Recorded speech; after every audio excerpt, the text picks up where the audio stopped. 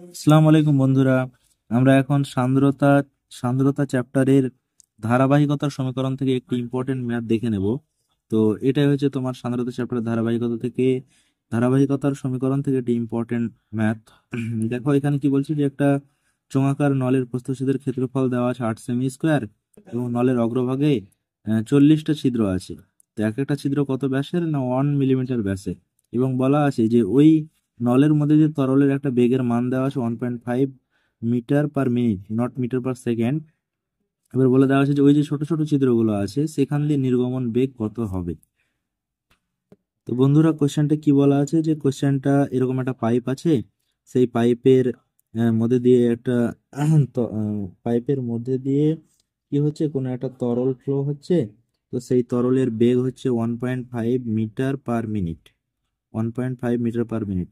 তো এখন এটাকে যদি আমরা মিটার পার সেকেন্ড করে নিই তাহলে হয়ে যাবে, এই ভ্যালোসিটিটা হয়ে যাবে 1.5 মিটার পার মিনিট। সেকেন্ডে কনভার্ট করি তাহলে এটা 60 দিয়ে ভাগ হবে, তখন এটা হয়ে যাবে মিটার পার সেকেন্ড। ঠিক আছে বন্ধুরা। এবং এটার যে ক্ষেত্রফল সেই ক্ষেত্রফলটা দেওয়া আছে 8 semi square.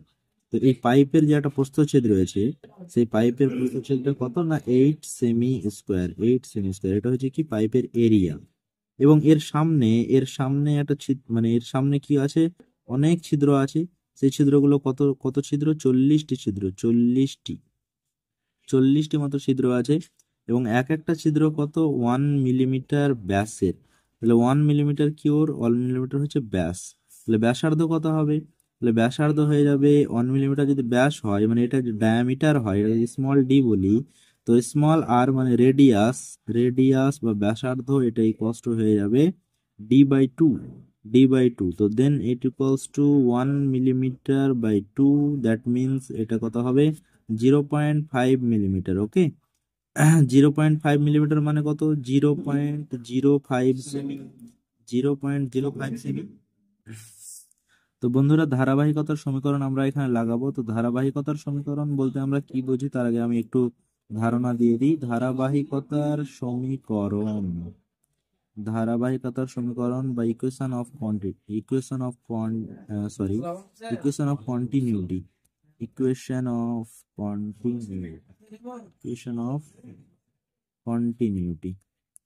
Okay, so what is equation of continuity? That is, maybe there is a there is a pipe.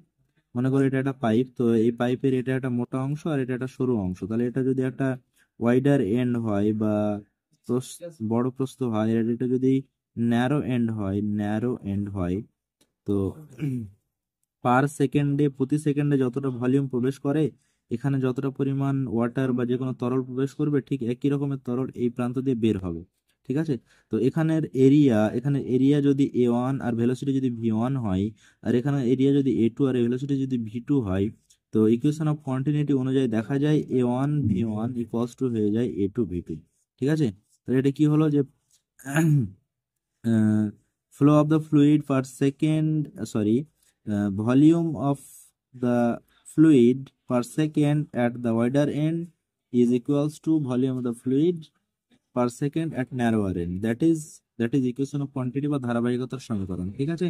তো ধারাবাহিকতার সমীকরণটা আমরা এখানে লাগাবো। কি করব, এখানকার যে এরিয়াটা আছে, প্রথমে যে এরিয়াটা দেখতে পেলাম আমরা কত, 8 সেমি স্কোয়ার। তো আমরা এরিয়াটা গুণ করলাম 8 সেমি স্কোয়ার গুণিত ওর বেগ কত ছিল? 1.5 মিটার পার 60 এত সেকেন্ড ইকুয়ালস টু, এক একটা ছিদ্রের বেগ কত জানি না আমরা, তো সেটা আমরা ভি ধরে নিলাম। তো ভি গুণিত এক একটা ছিদ্রের এরিয়া কত? পাই আর স্কোয়ার। আর এর মান কত পেয়েছিলাম? 0.05 সেমি তার স্কোয়ার, 0.05 সেমি তার স্কোয়ার। এবং কটা ছিদ্র রয়েছে? 40টা টোটাল। এটা হয়ে গেল 40 দিয়ে গুণ। তাহলে ভি এর মান ইকুয়ালস টু এখন কত হয়ে যাবে? ভি এর মান ইকুয়ালস টু হয়ে যাবে 8 1.5/60/40/পাই আর স্কোয়ার, পাই 0.05 স্কোয়ার। ওকে। তো বন্ধুরা এটা আমি আর ক্যালকুলেশন করছি না, এটা তোমরা ক্যালকুলেশন করে দেখতে পাবে 0.637 মিটার পার সেকেন্ড। ওকে, ঠিক আছে বন্ধুরা। তো বন্ধুরা এখানে কোশ্চেনটা কি ছিল? এখানে কোশ্চেনটা ছিল এক একটা ছোট ছোট ছিদ্র দিয়ে ভেলোসিটি কত হবে, এক একটা ছোট ছোট ছিদ্র ভেলোসিটি কত হবে। তো আমরা এরকম ভাবে ক্যালকুলেশন করে পেয়ে গেলাম 0.637 মিটার পার সেকেন্ড।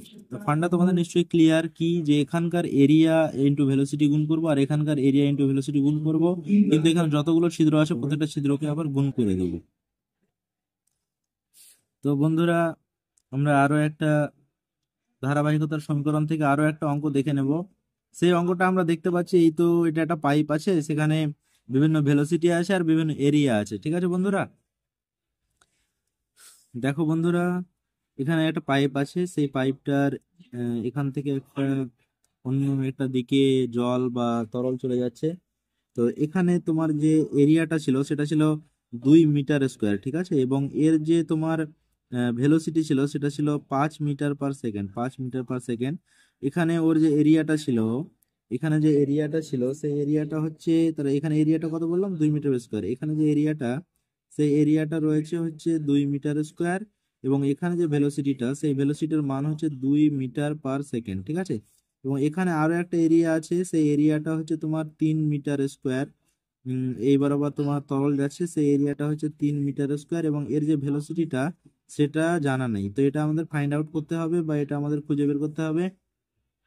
তো দেখি আমরা কি করব, ধারাবাহিকতা সমীকরণ কাজে লাগাবো বা ইকুয়েশন অফ কোয়ান্টিটি কাজে লাগাবো। ইকুয়েশন অফ কোয়ান্টিটি আমি আগেও বললাম কিরকম, যে এখানকার এরিয়া যদি A1 হয়, বা আমি যদি বলি যে এখান দিয়ে যতটা জল প্রবেশ করছে বা যতটা তরল প্রবেশ করছে, এটা আর এটা দিয়ে ঠিক ততটা তরলই বের হবে, ঠিক আছে, এটা আর এটা দিয়ে ঠিক ততটা তরলই বের হবে।